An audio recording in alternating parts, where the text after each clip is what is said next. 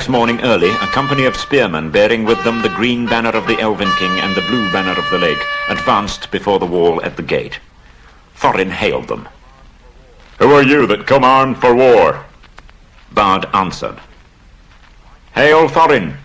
Why do you fence yourself like a robber in his hold? We came expecting to find none living here.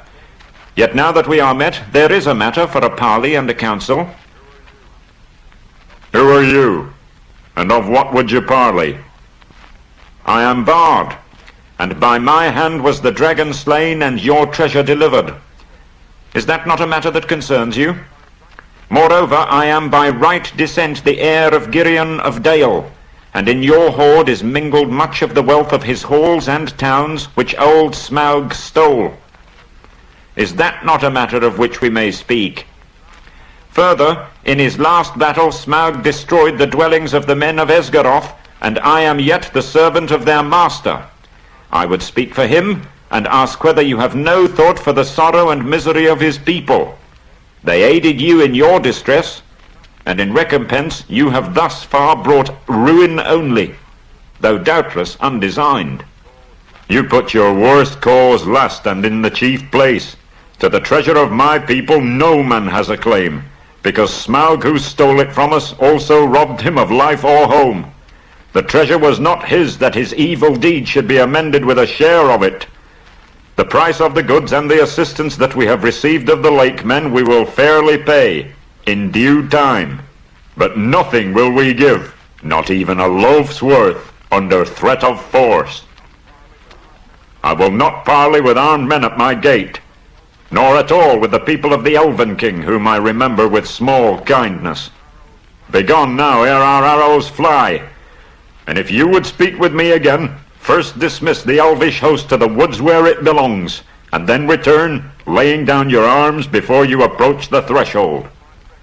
The Elvenking is my friend, and he has helped the people of the lake in their need, though they had no claim but friendship on him. We will give you time to repent your words. Gather your wisdom ere we return." Then he departed, and went back to the camp.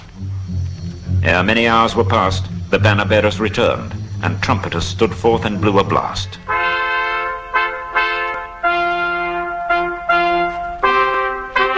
"In the name of Esgaroth and the forest," cried the herald, "we bid you consider well the claims that have been urged or be declared our foe.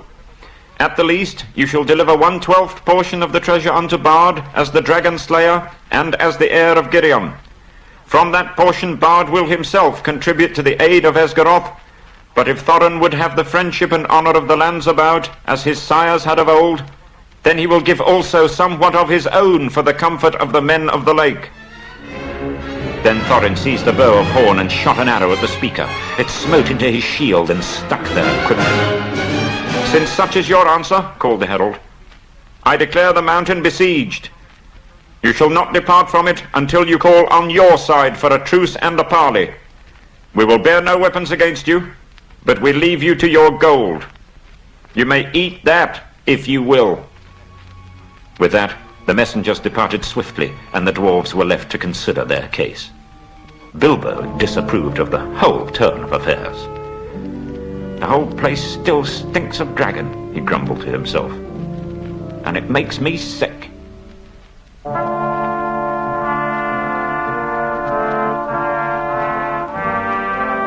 The days passed slowly and wearily. Often Thorin spoke of the Arkan Stone of Thrain, and bade them eagerly to look for it in every corner. "For the Arkan Stone of my father," he said, "is worth more than a river of gold in itself, and to me it is beyond price. I will be avenged on anyone who finds it and withholds it." Bilbo grew afraid, wondering what would happen if the stone was found, wrapped in an old bundle of tattered oddments that he used as a pillow. All the same, he did not speak of it, for the beginnings of a plan had come into his little head. Then the ravens brought news that Dane and more than 500 dwarves hurrying from the Iron Hills were now within about 2 days' march of Dale. "But they cannot reach the mountain unmarked," said Roak, "and I fear lest there be a battle in the valley. I do not call this good counsel." Though they are a grim folk, they are not likely to overcome the host that besets you. The treasure is likely to be your death, though the dragon is no more." But Thorin was not moved. "Winter and snow will bite men and elves. With my friends behind them and winter upon them, they will perhaps be in softer mood to parley with." That night, Bilbo made up his mind. The sky was black and moonless. As soon as it was full dark, he went to a corner of an inner chamber just within the gate and drew from his bundle a rope and also the Arkenstone wrapped in a rag. Then he climbed to the top of the wall. So that Bombur, who was on watch, should not see him, Bilbo put on his ring, fastened his rope, slipped down over the wall, and was gone. He climbed down towards the lower course of the stream. He was nearly across when he missed his footing and fell into the cold water with a splash. He had barely scrambled out on the far bank, shivering and spluttering, when up came elves in the gloom with bright lanterns and searched for the cause of the noise. "That was no fish," one said. "There is a spy about. Hide your lights." "Oh, let's have a light," Bilbo said. "I'm here if you want me." And he slipped off his ring and popped from behind a rock. They seized him quickly in spite of their surprise. "Who are you? Are you the dwarves' hobbit? What are you doing? How did you get so far past our sentinels?"